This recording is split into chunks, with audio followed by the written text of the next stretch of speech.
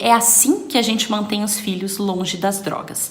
O que acontece? Para a maior parte das pessoas, elas acham que o jeito certo de manter os filhos longe das drogas é simplesmente não falando sobre drogas. Eu conheço um monte de famílias, um monte de pessoas que escolhem não falar sobre drogas com os filhos. Às vezes a pessoa tá até assistindo alguma coisa na televisão, um jornal comenta alguma coisa, ela comenta com a pessoa que está do lado, ou ela pensa, nossa, droga é realmente uma coisa complicada, olha o que aconteceu, olha essa família que foi devastada porque um vício em droga acaba com uma família.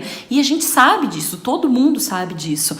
E as pessoas não falam sobre isso. Quantas pessoas você conhece que chegam e falam sobre a questão da droga? Como manter os filhos longe da droga, como resolver o problema das drogas? Poucas pessoas falam isso. A droga se tornou um tabu que as pessoas não falam. O jeito certo para a sociedade lidar com a droga é não falando sobre, é proibindo tudo, não pode falar, não pode tocar nesse assunto. Só que isso não funciona. Por que isso não funciona? Porque se você não fala para os seus filhos sobre droga, se você não explica para o seu filho, se você não mostra verdadeiramente o que acontece com uma pessoa que usa droga, o seu filho não tem opinião formada sobre ela. E a partir do momento que o teu filho não tem opinião formada sobre drogas em casa, ele vai formar essa opinião na rua quando ele crescer, nas baladas, na casa dos amigos, com as namoradas, com os namorados, o que quer que seja.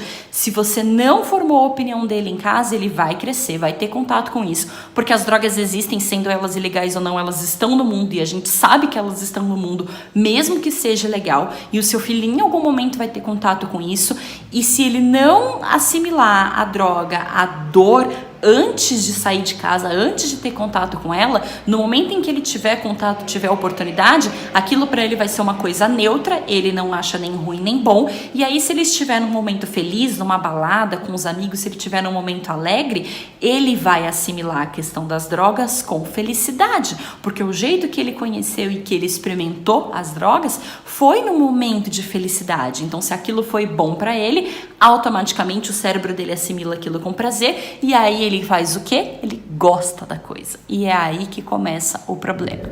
Então, quando você escolhe que não vai tratar sobre drogas em casa, que você não vai falar sobre isso, você está escolhendo não passar para o seu filho uma informação que é fundamental para ele criar a relação dor e prazer que ele precisa criar com esse assunto, para que quando ele saia de casa, para que quando ele vá numa festa, na casa de alguém, numa balada, ele já tenha opinião formada sobre aquilo, ele já saiba o que aquilo significa, tenha noção de consequências do que usar drogas pode significar, e aí ele consegue fazer as escolhas dele. Então, essa relação de dor e prazer, ela é essencial, ela é primordial para que o seu filho consiga escolher o que ele vai ou não fazer na vida dele, porque tudo que ele assimilar com dor, ele vai tentar se afastar, mas tudo que ele assimilar com prazer, ele vai tentar se aproximar. Então, se você não fizer rápido, imediatamente, enquanto o seu filho ainda é pequeno, enquanto isso ainda está no seu controle, que ele entenda que droga é uma coisa ruim, você está abrindo porta, você está deixando uma brecha enorme para que outra pessoa mais pra frente ensine para o seu filho que droga é uma coisa boa,